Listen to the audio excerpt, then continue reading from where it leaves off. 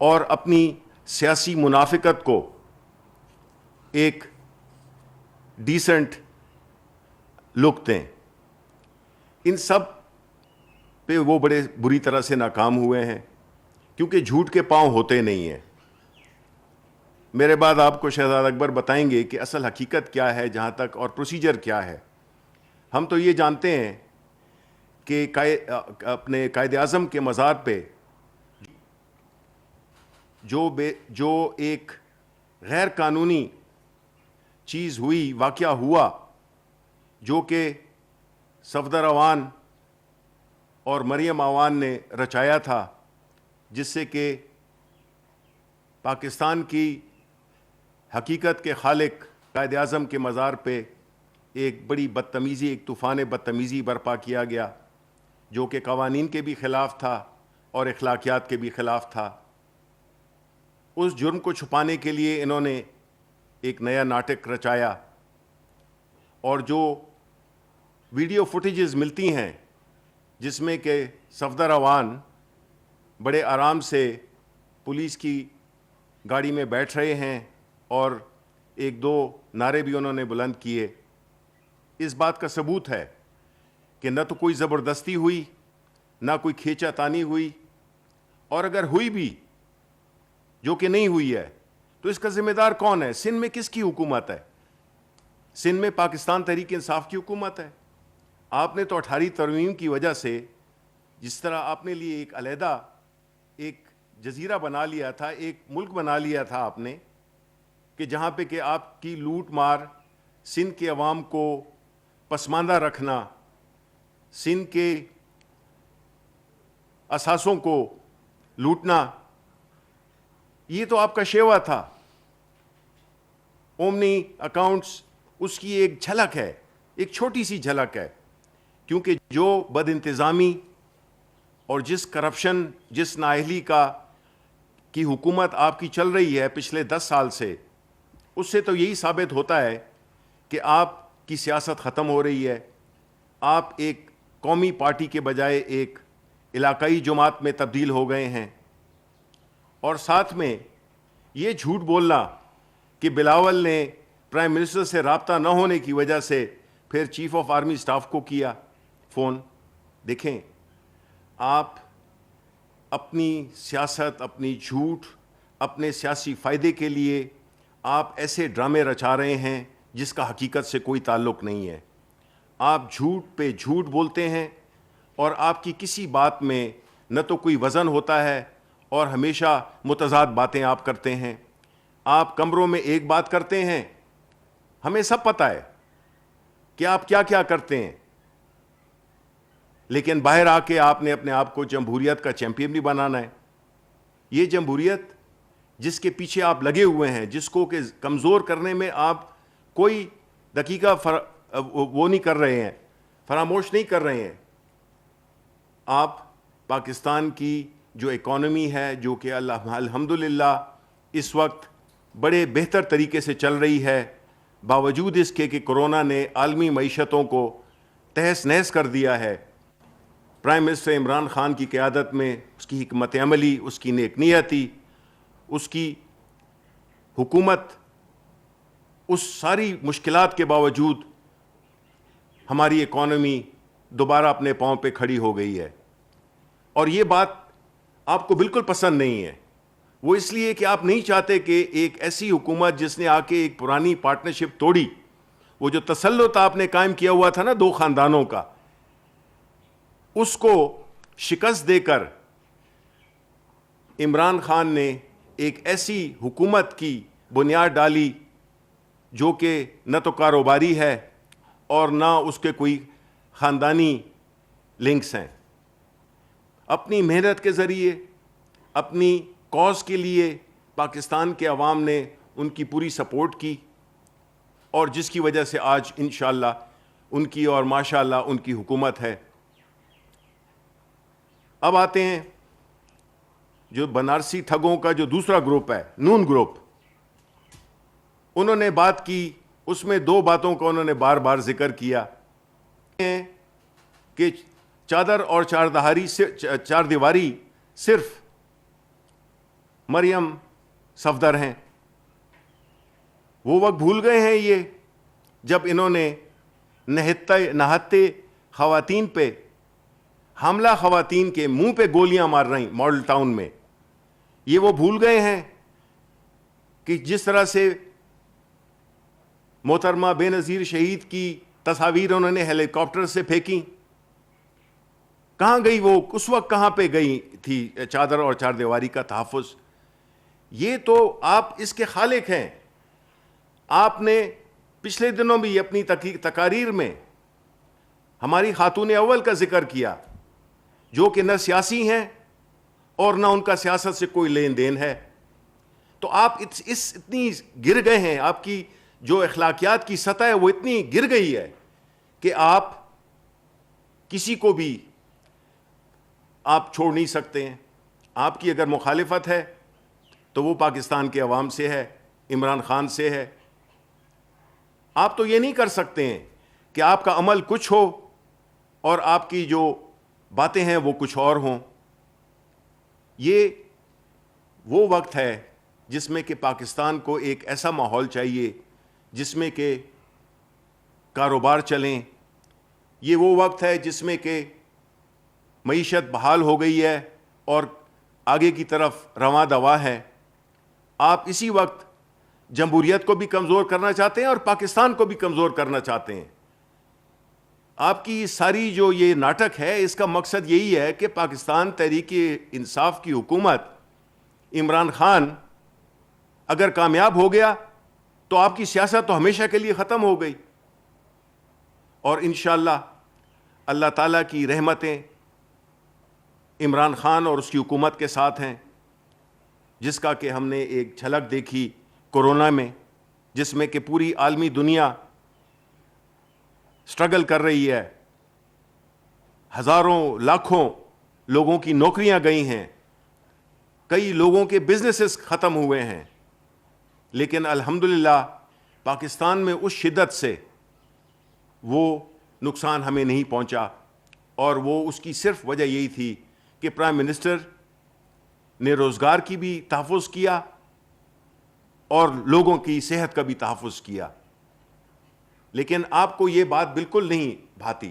اس کی وجہ یہ ہے کہ آپ چاہتے ہیں کہ افراتفری ہو, آپ چاہتے ہیں کہ غیر یقینی صورتحال ہو, آپ چاہتے ہیں کہ پاکستان کی اکانومی نہ بہتر ہو, آپ چاہتے ہیں کہ کسی بھی وجہ سے آپ پہ جو مقدمات ہیں, آپ کی جو چوری ہے, آپ کی جو لوٹ مار ہے, آپ کے جو بھاگے ہوئے لیڈر ہیں, اس ملک سے فرار, قانون کو مطلوب, قانون کی آپ چین آف کمانڈ کی بات کرتے ہیں.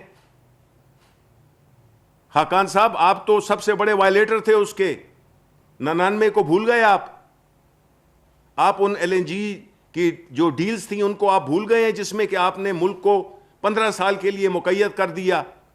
یہ جو آج گیس کی پرائسز ہیں, یہ جو بجلی کی پرائسز ہیں, یہ کس وجہ سے اوپر جا رہی ہیں؟ یہ آپ ہی کی وجہ سے اوپر جا رہی ہیں.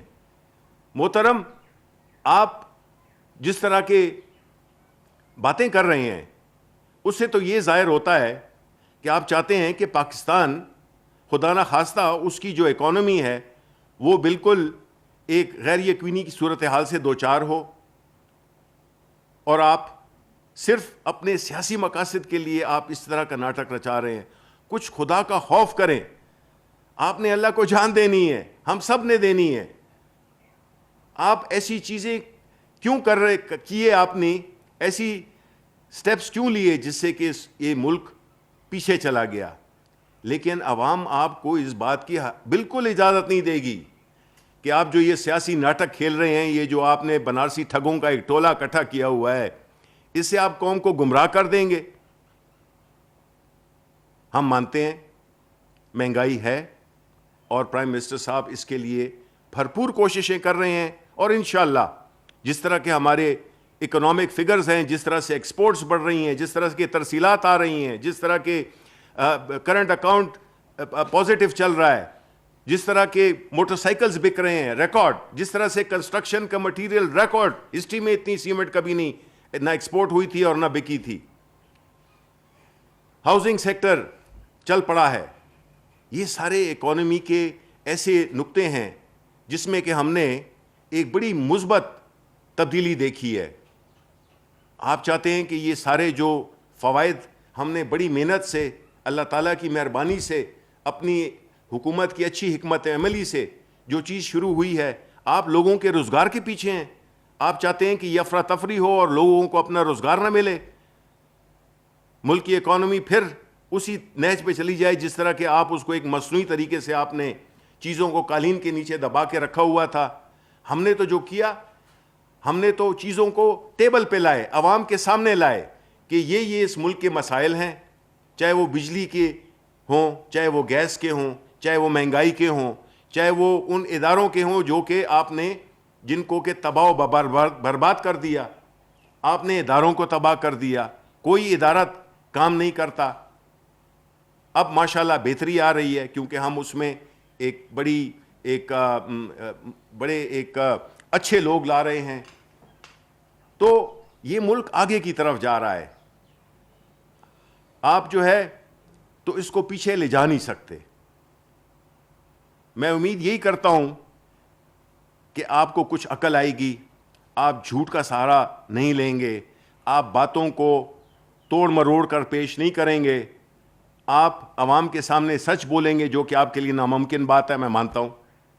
آپ نے کبھی یہ کام کیا ہی نہیں ہے. آپ کی تو سیاست بھی منافقت پر تھی, آپ کی تو سیاست بھی جھوٹ پر تھی, آپ کی تو سیاست بھی چوری چکاری پہ تھی. تو یہ توقع کرنا آپ سے کہ آپ بدل جائیں گے عمر کے اس حصے میں تو ناممکن لگتا ہے, لیکن پھر بھی کوشش کریں. اللہ تعالیٰ توبہ قبول کرتا ہے ہر وقت. اور آپ پاکستان کے عوام سے بھی کسی ایک جلسے میں آپ ان سے معافی مانگ لیں کہ جو کچھ آپ نے ان کے ساتھ کیا ہے, جس طرح سے آپ نے بے دردی سے ان کے خون کو چوسا ہے, جس طرح سے آپ نے اداروں کو تباہ کیا ہے, جس طرح کہ آپ ابھی اس موقع پر آپ اداروں میں ٹکراؤ لانے کی ناکام کوشش کر رہے ہیں, تو مجھے امید ہے کہ آپ کی کچھ آخرت میں شاید بچت ہو جائے. مشکل ہے لیکن کوشش ضرور کرنی چاہیے. شکریہ. جی میں بہت مختصراً جو اس وقت شبلی صاحب نے فرمایا ہے بنارسی ٹھگوں کے بارے میں تو ان کو جھوٹوں کا آئی جی کہتا ہوں.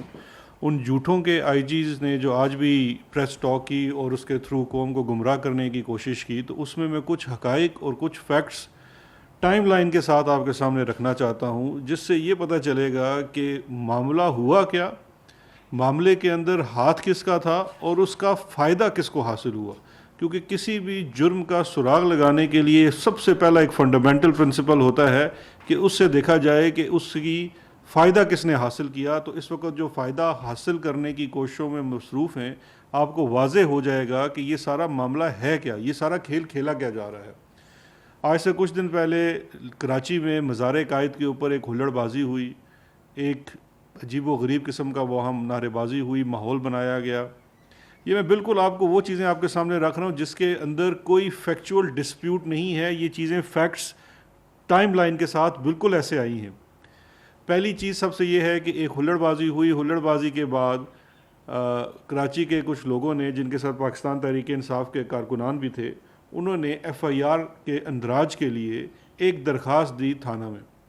اس درخواست میں دینے کے بعد جو پروسیس ہوتا ہے کہ تھانہ درخواست وصول کر لیتا ہے, اس کو رپٹ کی صورت میں درج کر لیا جاتا ہے, اور اس کے بعد پولیس کے اعلیٰ حکام اس کے اوپر ایک اوپینین فارم کرتے ہیں, لیگل اوپینین بھی لی جاتی ہے, اور پھر ہی ایف آئی آر دی جاتی ہے. پہلے ایف آئی آر جو ٹوٹل اس وقت پاکستان تحریک انصاف کا کردار اس میں رہا, یا جتنا بھی اس کے اندر ان کا رول تھا, وہ اس حد تک تھا کہ ہم نے جا کے بالکل ببانگ دہل درخواست دی. اس کے اندر وہ قوانین جن کو پامال کیا گیا ان کو ہائی لائٹ کیا گیا, اور ریٹن اپلیکیشن دی کہ اس کے خلاف کارروائی کی جائے. اس کے بعد ہر کسی کا کردار اور رول ختم ہو جاتا ہے, اور گورنمنٹ آف سندھ 18ویں ترمیم کے بعد جو ہر طرح سے خود مختار ہے ان تمام معاملوں میں, اسپیشلی کرمنل لاء کے اندر, اس کا کردار شروع ہو جاتا ہے. اس کے بعد ہم نے دیکھا, صبح ہم بھی اٹھے تو ہمیں پتہ چلا کہ رات کو ایف آئی آر بھی درج ہو گئی, اور اس کے بعد صبح سویرے صفدر ایوان کو گرفتار بھی کر لیا گیا. یہ جو تالا توڑنا اور یہ ہے, اس کی تصدیق ہونی باقی ہے, چاہے وہ سندھ حکومت کی قائم کردہ کمیٹی میں ہو یا جو کور کمانڈر کر رہے ہیں اس کی رپورٹ میں آتی ہے. لیکن جو چیز کیمرے کی آنکھ کے سامنے سب کے سامنے آئی وہ سندھ پولیس کی گاڑیوں میں فرنٹ سیٹ پہ بیٹھے ہوئے صفدر روان جو نعرے لگاتے ہوئے دندناتے ہوئے قابل ضمانت جرم میں گرفتار کر کے تھانے لے جائے گئے۔ میرے بھائی، قابل ضمانت جرم میں گرفتاری کا کیا مقصد ہے؟ اگر یہ کام وفاقی حکومت نے کرنا تھا یا ہم میں سے کسی نے کرنا تھا تو ہم اس کے اندر قابل ضمانت دفعات لگاتے، کوئی دفعہ ہی اچھی لگا لیتے۔ یہاں سے اندیہ ملتا ہے کہ یہ ڈرامہ ہو رہا ہے، یہ کھیل رچایا جا رہا ہے۔ قابل ضمانت دفعات کے اوپر پولیس کی موبائل میں فرنٹ سیٹ کے اوپر بٹھا کے صفدر عبداللہ میاں کو تھانے لے جایا جاتا ہے۔ اس کے بعد یہ تاثر دیا جاتا ہے کس کی طرف سے؟ محمد زبیر کی طرف سے، جو کہ اب میں سمجھتا ہوں کہ ایک پیٹنٹ جھوٹا ثابت ہو چکا ہے۔ جس قسم کی وہ باتیں کرتا ہے، ملا تھا نہیں ملا تھا، گیا تھا نہیں گیا تھا، کھانا کھایا تھا۔ مجھے ذوالفقار مرزا وہ یاد آ گئے جو رحمان ملک کے بارے میں کہتے تھے کہ یہ ایک ایسے جھوٹ بولتے ہیں، عادتاً جھوٹ بولتے ہیں، ان کو فون کرو پوچھو بھائی سیب کھا رہے ہیں، کیا کھا رہے ہو، کہیں گے کیلا کھا رہا ہوں۔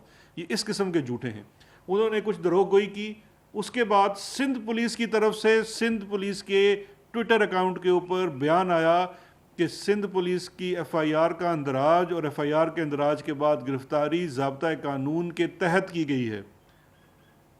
اب جو الزام سب سے پہلے زبیر صاحب نے لگایا، جس کی سندھ حکومت نے کوئی تصدیق نہیں کی، اس وقت تک، یہ میں ٹائم لائن کے ساتھ بات کر رہا ہوں، اس وقت تک سندھ پولیس کی جو سٹیٹڈ پوزیشن تھی وہ یہ تھی۔ اب سوال یہ پیدا ہوتا ہے کہ بقول آپ کے اگر ان کو اغوا کر لیا گیا اور کڈنیپ کر لیا گیا کسی وفاقی ادارے نے، تو کیا اس وقت سندھ پولیس کے آئی جی کیا اس وقت بھی کڈنیپ تھے؟ کیا یہ جو سندھ پولیس نے ٹویٹر کے اوپر اپنی سٹیٹمنٹ دی اور ایک دفعہ ہٹا کے پھر دوبارہ دے دی، کیا وہ بھی اغوا ہوئی صورت میں تھی؟ یا ٹویٹر اکاؤنٹ آپ کا ہیک ہو گیا تھا؟ چیف ایگزیکٹو پروونس کا آپ اتنے رستم بنتے ہیں کہ آپ سے اچھا کمپیٹنٹ آدمی کوئی نہیں ہے مراد علی شاہ صاحب، کیا یہ آپ کے علم کے بغیر اس اللیجڈ جو آپ کہتے ہیں کڈنیپنگ، اس کے 14 گھنٹے 12 گھنٹے کے بعد، اس کے بعد بھی وہ ٹویٹر اکاؤنٹ کے اوپر سٹیٹمنٹ آتی ہے؟ بات صرف یہاں نہیں رکتی۔ اس کے بعد آپ خود چیف ایگزیکٹو جو ہیں صوبے کے مراد علی شاہ صاحب، آپ پریس کانفرنس کرتے ہیں۔ پریس کانفرنس کرنے کے بعد آپ پریس کانفرنس سے پہلے جو صحافی اس پریس کانفرنس میں موجود تھے وہ گواہ ہیں اس بات کے، یہ کہا جاتا ہے کہ یہ جو اللیجڈ کڈنیپنگ ہے اس کے بارے میں آپ نے سوال نہیں کرنا مراد علی شاہ صاحب سے۔ تو مراد علی شاہ صاحب آپ کیا چھپانے کی کوشش کر رہے تھے؟ آپ نے اس دن کوئی سوال نہیں لیا، یہ بھی ریکارڈ کا حصہ ہے۔ آپ نے اپنی پریس کانفرنس کے اوپر اس قسم کا کوئی الزام نہیں لگایا، یہ بھی ریکارڈ کا حصہ ہے۔ اس پریس کانفرنس کے بعد سے لے کے شام تک ایسا کیا ہوا کہ آپ نے ایک نیا کھیل رچانا شروع کر دیا؟ اچھا، اس کے بعد اگر آپ آگے جائیے، اب یہ جو 18ویں ترمیم کے بعد کرمنل جورسپروڈنس تمام چیزیں صوبائی حکومت کے دائرہ اختیار میں ہیں۔ چیف منسٹر چیف ایگزیکٹو ہے۔ سندھ حکومت کی طرف سے اعلان کیا جاتا ہے سب سے پہلے، آج یہ جو جھوٹوں کے 2 آئی جی تھے، انہوں نے کہا جی وفاقی حکومت اس میں تحقیق نہیں کر رہی۔ سندھ حکومت نے سب سے پہلے اس کے اندر ایک انکوائری کا اعلان کیا۔ اس انکوائری کے اعلان کے بعد کسی اور چیز کی ضرورت نہیں رہ جا سکتی تھی، کیونکہ ایک تو وہ سندھ حکومت ہے، اس کی ڈومین ہے، اس کی جورسڈکشن ہے۔ اگر اغوا ہوا ہے تو اغوا کا پرچہ بھی سندھ کی جورسڈکشن میں کٹنا ہے اور سندھ کی حکومت نے ہی کاٹنا ہے۔ اس تمام چیزوں کی جو پوری ثوابدید ہے وہ سندھ حکومت کے پاس ہے، اور سندھ حکومت کہتی ہے ہم انکوائری کر رہے ہیں۔ انہوں نے انکوائری آتھورائز کر دی۔ ان کی انکوائری آتھورائز کرنے کے بعد پھر آپ کا سٹانس کیوں بدلا؟ اس کے بعد بلاول ہاؤس میں ایسی کیا میٹنگز ہوئی کہ آپ نے اچانک پولیس کی طرف سے کچھ خطوط آنے شروع ہو گئے کہ جی ہم بڑے ڈیمورلائز ہو گئے۔ ہم یہ کہتے ہیں کہ یہ سندھ پولیس کا اپنا انٹرنل معاملہ ہے، لیکن سندھ پولیس کتنی مورلائزڈ ہے اور کتنی ڈیمورلائزڈ ہے یہ حقیقت بھی پوری قوم جانتی ہے کہ سندھ پولیس اپنے احکامات کہاں سے لیتی ہے، اور اس کا میں آج آپ کو ایک ثبوت بھی دکھاتا ہوں۔ یا وہ کچھ افسران جو بڑے ایکٹیو نظر آ رہے ہیں وہ اپنے احکامات کہاں سے لیتے ہیں۔ ہم تو دیکھیے، آپ نے ایک الزام لگا دیا، انکوائری تو آپ نے کرنی ہے، ہم نے تو اس حد تک خاموشی اختیار کی کہ آپ کی حکومت ہے، 18ویں ترمیم کے بعد صوبہ خود مختار ہے، صوبے نے انکوائری کرنی ہے، ہم صوبے کی انکوائری کا انتظار کریں گے۔ اس کے بعد آپ کنٹروورسی کو بڑھاتے ہیں، اور جب آپ اس کنٹروورسی کو بڑھاتے ہیں تو اس کنٹروورسی کو بڑھانے کا فائدہ کہاں جاتا ہے؟ وہاں جاتا ہے شاہد خاقان عباسی صاحب جہاں پہ آپ کے تانے بانے ملتے ہیں، آپ کے لیڈر کے بھی اور آپ کے بھی. انڈین میڈیا اس کی رپورٹس اٹھا کے دیکھ لیجئے کہ کس قسم کا پروپیگنڈا وہ شروع کر دیتا ہے. اس آپ کی گنہونی حرکت اور اس پروپیگنڈا کے بعد پھر عسکری ادارے کو، اس کے سربراہ کو ایک انکوائری کا حکم دینا دیا، جو کہ بہت اچھی بات ہے کیونکہ ایک کنٹروورسی پیدا کی جا رہی ہے. تو انہوں نے کہا کہ اس واقعے کی انڈیپینڈنٹ انکوائری ہونی چاہیے. اب فیلڈ میں 2 انکوائریز آ گئی ہیں. دونوں انکوائریز کے اندر پتہ لگ جائے گا کہ کیا ہمارا کسی کے ساتھ کوئی رابطہ تھا یا نہیں تھا. میں خود اس چیز کو دیکھتا رہا، ایک لمحے میں بھی نہ ہم نے چیف منسٹر سندھ سے بات کی فون پہ، نہ ہی کسی اور چیز سے. جو پراپر طریقہ ہے secretary interior to chief secretary and I G, chief minister Sindh سے بات کی فون پہ، نہ ہی کسی اور چیز سے. جو پراپر طریقہ ہے secretary interior to chief secretary and I G, ان سے ضرور پوچھا گیا جب یہ پولیس آفیسرز کی طرف سے کچھ لیٹرز آئے کہ وہ ڈی مورلائز ہو گئے ہیں اور چھٹی پہ جانا چاہتے ہیں. مجھے یہ سمجھ نہیں آئی کہ یہ ایک ایسی کون سی ڈی مورلائزیشن ہے کہ 2 ہفتے کی چھٹی کے بعد یا 2 مہینے کی چھٹی کے بعد وہ مورلائزیشن ٹھیک ہو جائے گی. کیا وہ جس چیز کو کمپلین کر رہے ہیں وہ معاملہ ٹھیک ہو جائے گا؟ اب یہاں پہ 2 باتیں ہیں. جہاں تک تو سندھ پولیس کے ساتھ پولیٹیکل انٹرفیئرنس کا تعلق ہے تو میرے پاس کچھ چیزیں ہیں، میں مختصراً آپ کو عرض کر دیتا ہوں. یہ سپریم کورٹ آف پاکستان میں 6 اگست 2018، ابھی ہماری حکومت نہیں آئی تھی، 13 اگست 2018 کے 2 فیصلے ہیں. یہ اومنی کیس کے فیصلے ہیں. ان اومنی کیسز کے فیصلوں کے اندر یہ کہا گیا کہ سندھ پولیس اور بالخصوص اس وقت جو کراچی کے سی پی او تھے مشتاق مہر صاحب جو آج کل آئی جی ہیں، ان کے اوپر یہ الزام لگایا گیا تھا ایف آئی اے کی طرف سے. سندھ ابھی آئی جی ہیں، اس وقت سی پی او تھے سندھ کے. ان کے اوپر یہ الزام لگایا گیا کہ وہ وٹنسز کو ہراس کر رہے ہیں اور اومنی گروپ کے بہاف پہ کر رہے ہیں. چیف جسٹس آف پاکستان نے اس واقعے کا بڑا سخت نوٹس لیا کیونکہ کیس ان کے سامنے پینڈنگ تھا. انہوں نے اس کی انکوائری کا حکم دیا اور اس انکوائری کی رپورٹ 3/8/2018 کو جمع ہوئی. اس رپورٹ کے مطابق جو الزام لگایا گیا تھا سندھ پولیس کے اوپر اور کچھ افسران، سندھ پولیس کے کچھ افسران میں کہوں گا جن کا نام اس رپورٹ کے اندر لکھا ہوا ہے، انکلوڈنگ یہ جو صاحب ہیں، یہ رپورٹ میں کہا گیا کہ جی بالکل انہوں نے ان کو ہراساں کیا اور کیس کے اوپر اثر انداز ہونے کی کوشش کی، ڈرایا دھمکایا اومنی گروپ کی بہاف پہ. اومنی گروپ کے پیچھے کون ہے پوری قوم جاتی ہے، مجھے دوبارہ اس گند کے اندر جانے کی بھی شاید ضرورت نہیں ہے. تو یہ تو واقعات ہیں جو بالکل جو یہ انکوائری کر رہے ہیں اس کے سامنے یہ بھی دیکھنی چاہیے، اس چیز کے پورے تانے بانے دیکھنے چاہیے کہ کس کا رابطہ کہاں سے ملتا ہے. لیکن دیکھیے بات یہ ہے کہ اس میں پہلی بات یہ ہے، میں کچھ سوالات ان سے پوچھنا چاہتا ہوں. جو یہ آج 2 جھوٹوں کے آئی جی آئے تھے اور کل چیف منسٹر صاحب نے بھی فرمایا سندھ کے کہ جی ان کو کسی وفاقی وزیر نے فون کیا تھا. آپ نام لے لیجئے، آپ کو کس وفاقی وزیر نے نام کیا تھا. میں آپ سے بڑی سمپل سی چیز پوچھنا چاہتا ہوں، کیا آپ کا الزام یہ ہے کہ ان کو اغوا کیا گیا؟ میں آپ سے یہ پوچھتا ہوں کہ کیا اغوا جو ہے، کڈنیپنگ ہے، کیا وہ تعزیرات پاکستان کے تحت جرم نہیں ہے؟ اور یہ اگر جرم ہے تو جورسڈکشن کس کی ہے؟ پروسیس کیا ہے؟ آپ اگر الزام لگا رہے ہیں تو آپ کو آئی جی نے کہا ہوگا. یہ کس قسم کا آئی جی ہے کہ اس نے ایف آئی آر درج نہیں کرائی؟ اب تو وہ اغوا نہیں ہے، آپ اس کی ایف آئی آر کیوں نہیں درج کراتے؟ اور اگر آپ ایف آئی آر درج کراتے ہیں تو آپ کسی کو نامینیٹ کریں اس کے اندر.